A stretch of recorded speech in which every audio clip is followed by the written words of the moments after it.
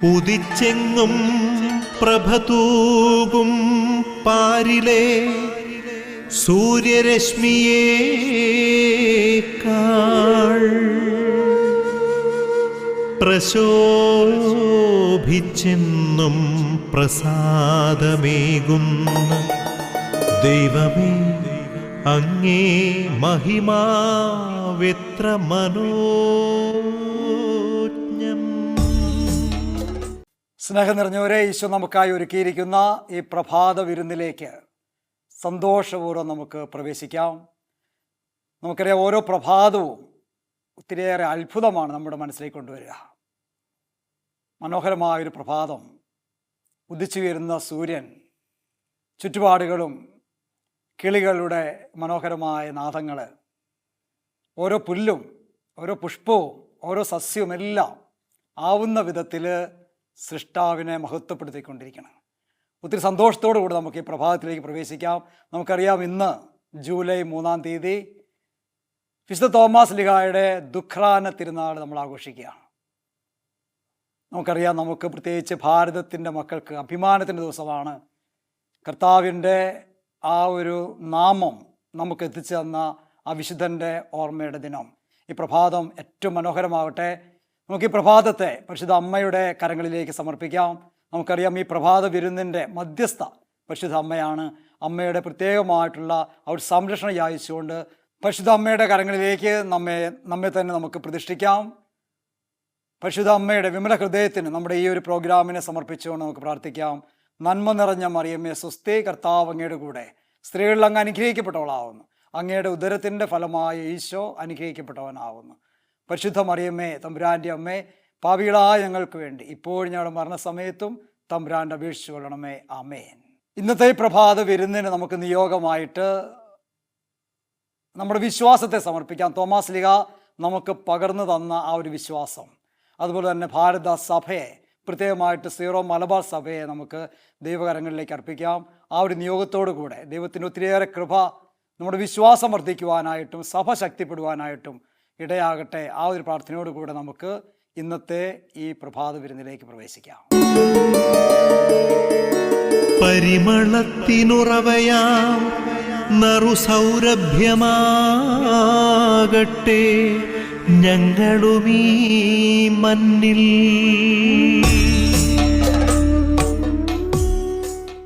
ഇന്ന് നമ്മൾ കാണുക യോഹന്നാന്റെ സുവിശേഷം 20-ാം അധ്യായം 27 മുതലുള്ള വാക്യങ്ങൾ. അവരുടെ മധ്യത്തിൽ നിന്നുകൊണ്ട് പറഞ്ഞു, നിങ്ങൾക്ക് സമാധാനം. അവൻ തോമസിനോട് പറഞ്ഞു, നിന്റെ വിരൽ ഇവിടെ കൊണ്ടുവരിക, എൻ്റെ കൈകൾ കാണുക, നിന്റെ കൈ നീട്ടി എൻ്റെ പാർശ്വത്തിൽ വയ്ക്കുക, അവിശ്വാസിയാകാതെ വിശ്വാസിയായിരിക്കുക. തോമസ് പറഞ്ഞു, എൻ്റെ കർത്താവേ, എൻ്റെ ദൈവമേ. പ്രിയപ്പെട്ടവരെ, തോമാസ് ലീഹായുടെ ആ ഒരു വിശ്വാസ പ്രഖ്യാപനം, എൻ്റെ കർത്താവേ, എൻ്റെ ദൈവമേ. നമുക്കറിയാം, യേശുവിൻ്റെ ആ ഒരു പരസ്യ ജീവിതകാലത്ത് ഒത്തിരിയേറെ പേര് യേശുവിൻ്റെ വിശ്വാസം പ്രഘോഷിക്കുന്നുണ്ട്. പ്രത്യേകമായിട്ട് സ്ലീഹന്മാരോട് ഈശോ ചോദിക്കുന്നു, ഞാൻ ആരെന്നാണ് നിങ്ങൾ പറയുക? അന്ന് ശിഷ്യന്മാരെ പ്രതിനിധീകരിച്ചുകൊണ്ട് പത്രോസ് പറയുന്നത്, നീ ജീവനുള്ള ദൈവത്തിൻ്റെ പുത്രനായ മിശിഹായാണ്. ഈശോ പത്രോസിനെ അഭിനന്ദിക്കും നമ്മൾ കാണുന്നുണ്ട്. പത്രോസേ, നിന്റെ മാംസമോ രക്തമോ അല്ല, ദൈവത്തിൻ്റെ ആത്മാവാണ് നിനക്കത് വെളിപ്പെടുത്തി തന്നത് എന്ന് പറഞ്ഞുകൊണ്ട് പത്രോസിനെ അഭിനന്ദിക്കുന്ന യേശുവിനെ നമ്മൾ കാണുന്നുണ്ട്. വീണ്ടും യേശു കടന്നു പോകുമ്പോൾ, നസ്രായനായ യേശു കടന്നു പോകുന്നു എന്ന് കേൾക്കുമ്പോൾ, അന്ധനായ യാചകൻ യേശുവേ, ദാവീദിൻ്റെ പുത്ര, എൻ്റെ മേൽ കനിയണമേ എന്ന് പറഞ്ഞുകൊണ്ട് യേശുവിനെ രാജാവായിട്ട് പ്രഘോഷിക്കുന്നുണ്ട്. വീണ്ടും നമുക്കറിയാം, ഗാഗുൽത്തായിൽ ഈശോ കുരിശിൽ പിടഞ്ഞ് മരിക്കുമ്പോൾ ആ മരണം കണ്ടിട്ട് ശതാധിപൻ വിളിച്ചു പറയുന്നുണ്ട്, ഇവൻ സത്യമായും ദൈവത്തിൻ്റെ പുത്രനായിരുന്നു. പ്രിയപ്പെട്ടവർ, ഇവിടെയെല്ലാം നമ്മൾ കാണുക, യേശുവിനെ ദൈവത്തിൻ്റെ പുത്രനായിട്ട് അവർ സാക്ഷ്യപ്പെടുത്തുകയാണ്. അപ്പോഴെല്ലാം ഈശോ അവരെ അഭിനന്ദിക്കുന്നുണ്ട്. എന്നാൽ തോമാസ് ലീഹായുടെ ജീവിതത്തിലേക്ക് വരുമ്പോൾ, തോമാസ് ലീഹ യേശുവിനെ ആ ദൈവത്തിൻ്റെ പുത്രനെന്ന് മാത്രമല്ല, ദൈവമെന്നും കൂടി പ്രഘോഷിക്കുകയാണ്. എൻ്റെ കർത്താവേ, എൻ്റെ ദൈവമേ. സത്യത്തിൽ ആദ്യമായിട്ട് യേശുവിനെ ദൈവമെന്ന് സാക്ഷ്യപ്പെടുത്തുന്നത് അത് തോമാസ് ലീഹായ. മറ്റുള്ളവരെല്ലാം ദൈവത്തിൻ്റെ പുത്രൻ എന്ന് പറയുമ്പോൾ, ഇവിടെ തോമാസ് ലീഹ എൻ്റെ കർത്താവേ, എൻ്റെ ദൈവമേ എന്ന് പറയുമ്പോൾ, നീ പുത്രനായ ദൈവമാണ്, അതേപോലെ തന്നെ നീ ദൈവം തന്നെയാണ്. ആ പരിശുദ്ധ ത്രിത്വത്തിൻ്റെ ആ ഒരു മഹത്വം കൂടി വെളിപ്പെടുത്തുവാനായിട്ട് തോമാസ് ലീഹായെ ദൈവം ഉപകരണമാക്കുകയാണ്. പ്രിയപ്പെട്ടവരെ, ഇവിടെയാണ് നമ്മൾ തോമാസ് ലീഹായുടെ മഹത്വം ഗ്രഹിക്കുക. കാരണം യേശു, ഉദ്ധിതനായ യേശു തോമാസ് ലീഹായുടെ മുൻപിൽ വരുന്നതിന് മുമ്പ് സ്ലീഹന്മാർക്ക് പ്രത്യക്ഷപ്പെട്ടപ്പോൾ തോമാസ് ലീഹ അവിടെ ഇല്ല. മറ്റുള്ളവരാണ് പറയുക, ഞങ്ങൾ ഉദ്ധിതനായ യേശുവിനെ കണ്ടു. തോമാസ് ലീഹ പറയുന്നത് എന്താ? അവൻ്റെ കൈകളിലെ പഴുതുകൾ, ആണിപ്പഴുതുകൾ ഞാൻ കാണുകയും അവൻ്റെ കുത്തി തുറക്കപ്പെട്ട വിലാപിൽ എൻ്റെ കരങ്ങൾ വയ്ക്കുകയും ചെയ്യാതെ ഞാൻ വിശ്വസിക്കുകയില്ല എന്ന് വെച്ചാൽ, ആ തോമാസ് ലീഹ പറയുകയാണ്, ഉയർത്തെഴുന്നേറ്റവൻ അവൻ സഹനങ്ങളിലൂടെ കടന്നുപോയവനാണ്, അവൻ പീഡകളിലൂടെ കടന്നുപോയവനാണ്. അങ്ങനെയുള്ള എനിക്ക് വേണ്ടി കുരിശിൽ മരിച്ചവൻ, എനിക്ക് വേണ്ടി അവസാനത്തുള്ളി രക്തം ചിന്തിയവൻ ഉയർത്തെഴുന്നേറ്റിരിക്കുന്നു എന്നാണ് എനിക്ക് ലോകത്തോട് പ്രഘോഷിക്കാനുള്ളത്. അതുകൊണ്ട് തന്നെ അവനെ എനിക്ക് കാണണം. അവൻ്റെ കയ്യിലെ പഴുതുകൾ കൊണ്ട്, അവൻ്റെ വിലാപിലെ ആ മുറിവുകൾ അനുഭവിച്ചുകൊണ്ട് വേണം എനിക്ക് യേശുവിനെ ലോകത്തിന് മുന്നിൽ പ്രഘോഷിക്കുവാനായിട്ട്. ഇവിടെയാണ് അവൻ്റെ മുൻപിൽ യേശു വരികയാണ്. എന്നിട്ട് പേര് ചൊല്ലി വിളിച്ചിട്ട് പറയുകയാണ്, തോമസേ, നീ എൻ്റെ അടുത്തേക്ക് വാ, നീ എൻ്റെ കരം നീട്ട്, എൻ്റെ ആണികളുടെ പഴുതുകൾ, എൻ്റെ കരങ്ങളിലുള്ള ആണിപ്പഴുത് നീ കാണ്, നിൻ്റെ കരം നീട്ടി എൻ്റെ വിലാപിൽ വയ്ക്കുക. അവിശ്വാസിയാകാതെ വിശ്വാസിയായിരിക്കുക. പ്രിയപ്പെട്ടവരെ, ഈ തോമാസ് ലീഹ പകർന്നു തന്ന ഒരു വിശ്വാസം പേറുന്ന ഒരു സഭയാണ് നമ്മുടെ ഭാരതസഭ. നമുക്ക് അഭിമാനിക്കാം. ഇന്ന് ലോകത്തിൽ ക്രൈസ്തവ രാജ്യങ്ങൾ എന്നൊക്കെ അറിയപ്പെടുന്ന അമേരിക്ക, ജർമ്മനി, ഇവയൊക്കെ അറിയപ്പെടുന്നതിന് മുമ്പ്, ഇവരൊക്കെ ആദ്യമായിട്ട് യേശുവിൻ്റെ നാമം കേൾക്കുന്നതിന് മുമ്പ്, യേശു ജീവിച്ചിരുന്ന അതേ നൂറ്റാണ്ടിൽ, യേശു മരിച്ചൊരു 20 വർഷത്തിനുള്ളിൽ യേശുവിൻ്റെ കയ്യിൽ നിന്ന് വാങ്ങിയ ആ വിശ്വാസം, അതിൻ്റെ ചൂടാറുന്നതിന് മുമ്പ് നമ്മുടെ കയ്യിൽ കൊണ്ട് തന്ന ആളാണ് വിശുദ്ധ തോമാസ് ലീഹ. ആ വിശ്വാസം പേറിയവരാണ് നമ്മൾ. അതുകൊണ്ട് തന്നെ ഇന്നേ ദിവസം നമുക്ക് ദൈവം തരുന്ന വലിയൊരു അനുഗ്രഹത്തിൻ്റെ ദിവസമാണ്. നമ്മൾ യേശുവിൻ്റെ നാമം നമ്മുടെ പിതാവായ തോമാസ് ലീഹായിൽ നിന്ന് ഏറ്റുവാങ്ങിയ ആ ഒരു വലിയ ഓർമ്മയോടുകൂടെ ആ തോമാസ് ലീഹായുടെ ഓർമ്മ ആചരിക്കുന്ന ദിവസമാണ്. വിശുദ്ധ തോമാസ് ലീഹായുടെ ജീവിതത്തിലേക്ക് നമ്മൾ നോക്കുമ്പോൾ ആ വ്യക്തിത്വം നമ്മളെ പലപ്പോഴും വെല്ലുവിളിക്കുകയാണ്. 12 ശിഷ്യന്മാരുടെ പേര് പറയുമ്പോൾ അത്ര പ്രധാനിയായിട്ടൊന്നും അല്ല നമ്മൾ തോമാസ് ലീഹായെ കാണുക. മറ്റു പല കാര്യങ്ങളിലും യേശു പ്രത്യേകമായിട്ട് കൂടെ കൊണ്ടു നടക്കുന്നത് പത്രോസിനെയും യാക്കോബിനെയും യോഹന്നാനെയൊക്കെയാണ്. തെരഞ്ഞെടുക്കപ്പെട്ട കൂട്ടം അവരാണ്. എന്നാൽ തോമാസ് ലീഹായുടെ ആ വ്യക്തിത്വത്തിലേക്ക് കടന്നു ചെല്ലുമ്പോൾ 3 സ്ഥലത്താണ് തോമാസ് ലീഹായെ നമ്മൾ സുവിശേഷത്തിൽ, യോഹന്നാൻ്റെ സുവിശേഷത്തിൽ കാണുക. ആ 3 സ്ഥലവും വളരെ പ്രധാനപ്പെട്ട സ്ഥലങ്ങളാണ്. ഏറ്റവും പ്രശ്നമുള്ള ഒരു സമയം എന്ന് വെച്ചാൽ യേശു ഒളിച്ചു താമസിക്കുന്ന ഒരു സമയം. ഏത് നിമിഷവും യേശുവിനെ കൊല്ലാനുള്ള സാധ്യതയുള്ളപ്പോൾ ഒളിച്ചു താമസിക്കുന്ന സമയത്താണ് സത്യത്തിൽ യേശു അറിയുക, ഏറ്റവും പ്രിയപ്പെട്ട കൂട്ടുകാരൻ ലാസർ മരിച്ചുവെന്ന്. എന്താ ചെയ്യേണ്ടതെന്ന് അറിയാതെ ഭയപ്പെട്ട് നിൽക്കുകയാണ്. ഈ സമയത്താണ് യേശു ശിഷ്യന്മാരോട് പറയുകയാണ്, ഞാൻ വീണ്ടും യൂദയായിലേക്ക് പോവുകയാണ്, ആ മരിച്ച ലാസറിനെ കാണുവാൻ വേണ്ടി ഞാൻ പോവുകയാണ്. അപ്പോൾ സകല ശിഷ്യന്മാരും അവനെ പിന്തിരിക്കുകയാണ്. ഇപ്പോഴങ്ങോട്ട് പോകുന്നത് ഒട്ടും യോഗ്യമല്ല. എല്ലാവരും നമ്മളെ കൊല്ലാൻ വേണ്ടി കാത്തിരിക്കുകയാണ്. പക്ഷേ യേശുവിന് നിർബന്ധം, എനിക്ക് പോകണം, എനിക്ക് എൻ്റെ സുഹൃത്തിനെ കാണണം. ഇങ്ങനെ ഒരു സന്ദിഗ്ധാവസ്ഥയാണ്. ഗുരുവിന് ആഗ്രഹം പോകണമെന്ന്, ശിഷ്യന്മാർക്ക് ആർക്കും തന്നെ പോകുവാൻ ധൈര്യമില്ല. ആകെ അസ്വസ്ഥമായിരിക്കുന്ന സമയത്ത് അവിടെയാണ് തോമാസ് ലീഹായുടെ സ്വരമുയർന്നത്, മരിക്കാനെങ്കിൽ മരിക്കാൻ, നമുക്കും ഗുരുവിൻ്റെ കൂട്ടത്തിൽ പോകാം. എന്തൊരു പവറാണ് ആ ഒരു സെൻറ്റൻസിന്. തളർന്നിരിക്കുന്ന ഒരു സമൂഹത്തെ മുഴുവനും ഉത്തേജിപ്പിക്കുന്ന ഒരു വചനമല്ലേ അത്. അടുത്ത വചനം നമ്മൾ കാണുന്ന ഇതാണ്. അവരെല്ലാവരും, ഭയപ്പെട്ടിരുന്ന ശിഷ്യന്മാരെല്ലാവരും ഈ ഒരു ഒറ്റ വചനത്തിൻ്റെ ശക്തിയിൽ എഴുന്നേറ്റ് യേശുവിൻ്റെ കൂടെ പോവുകയാണ്.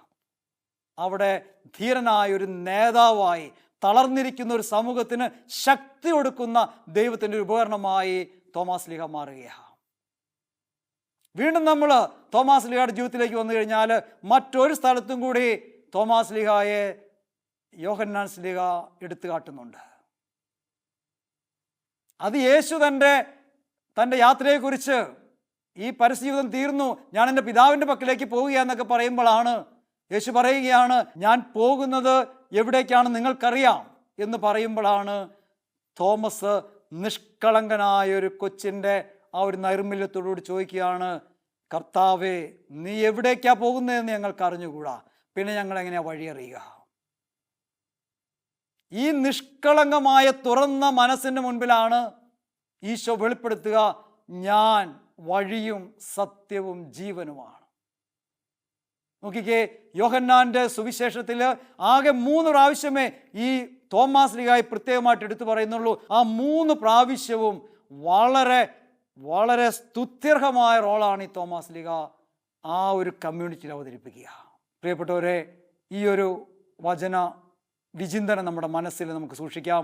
ഇന്നേ ദിവസം നമ്മൾ തോമാസ് ലീഹായുടെ ഓർമ്മ ആചരിക്കുമ്പോൾ നന്ദിയോടുകൂടെ ദൈവത്തിൻ്റെ മുന്നിൽ ഈ തോമാസ് ലീഹായെ നമുക്ക് ഒരു അപ്പസ്തോലനായി നൽകിയത് ആ ഒരു ഹൃദയ നിറവോടുകൂടെ നമ്മൾ നിൽക്കുമ്പോൾ നമുക്ക് നമ്മുടെ പിതാവായ തോമാസ് ലീഹായെ ഓർത്ത് അഭിമാനിക്കാം.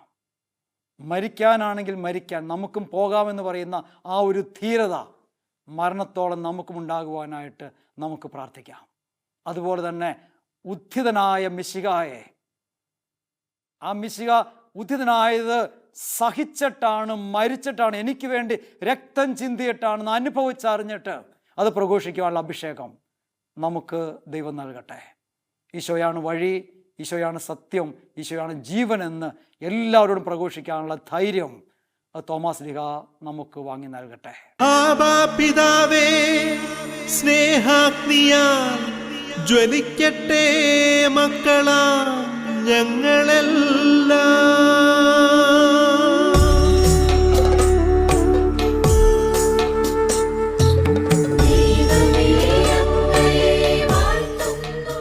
ദൈവത്തിൻ്റെ സന്നിധിയിൽ നമ്മുടെ പ്രാർത്ഥനകൾ ഉയരട്ടെ. പ്രത്യേകമായിട്ട് ഈ ഒരു പ്രഭാതം നൽകി നമ്മളെ അനുഗ്രഹിച്ച ത്രിത്വേക ദൈവത്തെ നമുക്ക് സ്തുതിച്ച് ആരാധിക്കാം. പിതാവും പുത്രനും പരിശുദ്ധാത്മാവുമായ ത്രിത്വേക ദൈവം ഈ സമയത്ത് നമ്മളെ എല്ലാവരും അനുഗ്രഹിക്കട്ടെ. പ്രത്യേകമായിട്ട് പരിശുദ്ധ അമ്മയുടെ മധ്യസ്ഥം നമുക്ക് യാചിക്കാം. വിശുദ്ധ ഔസേപ്പിതാവ് നമുക്ക് വേണ്ടി ഈ സമയത്ത് സംരക്ഷകനായിട്ടുണ്ടാകട്ടെ. നമ്മുടെ ഇടവകയുടെ പ്രത്യേകമായ മധ്യസ്ഥനോട് നമുക്ക് പ്രാർത്ഥന യാചിക്കാം. ഒപ്പം നമ്മുടെ ഓരോരുത്തരുടെയും പേരിൻ്റെ കാരണഭൂതരായ വിശുദ്ധരെ നമുക്ക് നന്ദിയോടുകൂടി ഓർക്കാം. ദൈവം ഈ ഇവരുടെ മധ്യസ്ഥം വഴിയായിട്ട് നമ്മെ ഒത്തിരി അനുഗ്രഹിക്കട്ടെ. ഈ ദിവസത്തെ നമ്മുടെ എല്ലാ പ്രവർത്തനങ്ങളുടെ മേലും ദൈവത്തിൻ്റെ കരം ഉയർന്നു നിൽക്കട്ടെ. ഈ വിശുദ്ധരുടെ, ഈ കാവൽ മാലാഖമാരുടെ എല്ലാം സാന്നിധ്യവും സംരക്ഷണവും നമുക്ക് എല്ലാവർക്കും ഉണ്ടാകട്ടെ. പ്രത്യേകമായിട്ട് ഈ സമയത്ത് വിശുദ്ധ തോമാസ് ലീഹായുടെ മധ്യസ്ഥം നമുക്ക് അപേക്ഷിക്കാം. ഈശോൻ്റെ കൂടെ ആയിരുന്ന് യേശുവിനെ തിരിച്ചറിഞ്ഞ് അനുഭവിച്ച് വിശുദ്ധ യോഹന്നാൻ തൻ്റെ 1-ാം ലേഖനത്തിൽ പറയുന്നത് പോലെ, ഞങ്ങൾ കണ്ണുകൾ കൊണ്ട് കണ്ടതും കാതുകൾ കൊണ്ട് കേട്ടതും കരങ്ങൾ കൊണ്ട് സ്പർശിച്ചതുമായ ദൈവത്തിൻ്റെ വചനം ഞാൻ നിങ്ങളോട് പ്രഘോഷിക്കുന്നു. ഇതുപോലെ അനുഭവിച്ചറിഞ്ഞ ആ ഒരു വിശ്വാസം നമുക്ക് പകർന്നു തന്ന തോമാസ് ലീഹായുടെ പ്രത്യേക മധ്യസ്ഥം നമുക്ക് അപേക്ഷിക്കാം. പ്രത്യേകിച്ച് ഇന്ന് ജൂലൈ 3-ാം തീയതി നമ്മുടെ സഭയെ മുഴുവനും, പ്രത്യേകിച്ച് ഭാരത സഭയെ തോമാസ് ലീഹായുടെ മധ്യസ്ഥം വഴി ദൈവത്തിന് സമർപ്പിക്കാം. തോമാസ് ലീഹ ഈ അവസരത്തിൽ നമുക്ക് വേണ്ടി, നമ്മുടെ വിശ്വാസം വർദ്ധിക്കാൻ വേണ്ടി ദൈവസന്നിധിയിൽ മധ്യസ്ഥം അപേക്ഷിക്കട്ടെ.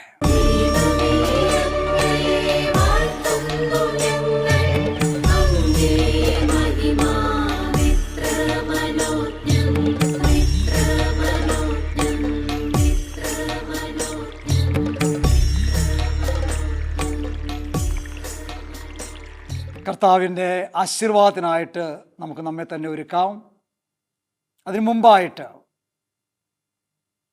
ഈ ഒരു പ്രോഗ്രാമിന് വേണ്ടി ലോകത്തിൻ്റെ വിവിധ ഭാഗങ്ങളിൽ ഇരുന്ന് പ്രാർത്ഥിച്ചുകൊണ്ടിരിക്കുന്നവർ, പ്രത്യേകിച്ച് മരിയൻ കൂടാരങ്ങളിൽ ഈ ഒരു സംരംഭത്തിൻ്റെ വിജയത്തിനായിട്ട് പ്രാർത്ഥിച്ചുകൊണ്ടിരിക്കുന്ന എല്ലാവരെയും നമുക്ക് നന്ദിയോടെ ഓർക്കാം. പ്രത്യേകമായിട്ട് ഇന്നേ ദിവസം നമുക്ക് സാധിക്കുമെങ്കിൽ നമുക്കൊരു ജപമാല ചൊല്ലി സമർപ്പിച്ചുകൊണ്ട് ഈ പ്രഭാത വിരുന്ന് വഴിയായിട്ട് ഒത്തിരിയേറെ കുടുംബങ്ങളിലേക്ക് ദൈവത്തിൻ്റെ കൃപ ഒഴുകുവാൻ ഇടയാകട്ടെ എന്ന് നമുക്ക് പ്രാർത്ഥിക്കുകയും ചെയ്യാം. നമുക്ക് ഭക്തിപൂർവ്വം കർത്താവിൻ്റെ ആശീർവാദം സ്വീകരിക്കാം. നമ്മുടെ കർത്താവ് ഈശോ മിശിഹായുടെ കൃപയും പിതാവായ ദൈവത്തിൻ്റെ സ്നേഹവും പരിശുദ്ധാത്മാവിൻ്റെ സഹവാസവും നാം എല്ലാവരോടും കൂടി ഉണ്ടായിരിക്കട്ടെ, ഇപ്പോഴും എപ്പോഴും എന്നേക്കും. ആമേൻ. നല്ലൊരു ദിനം എല്ലാവർക്കും ആശംസിക്കുകയാണ്. പ്രത്യേകിച്ച് ഇന്ന് തോമാസ് ലീഹായുടെ ഈ ദുഃഖാന തിരുനാളിൽ വിശ്വാസം ജ്വലിക്കുന്ന നമ്മുടെ സഭയോർത്ത് അഭിമാനം കൊള്ളുന്ന ഒരു ദിനമായി മാറട്ടെ. എല്ലാവർക്കും നല്ലൊരു ദിനം ആശംസിക്കുന്നു. ഈശോ മിശിഹായ്ക്ക് സ്തുതിയായിരിക്കട്ടെ.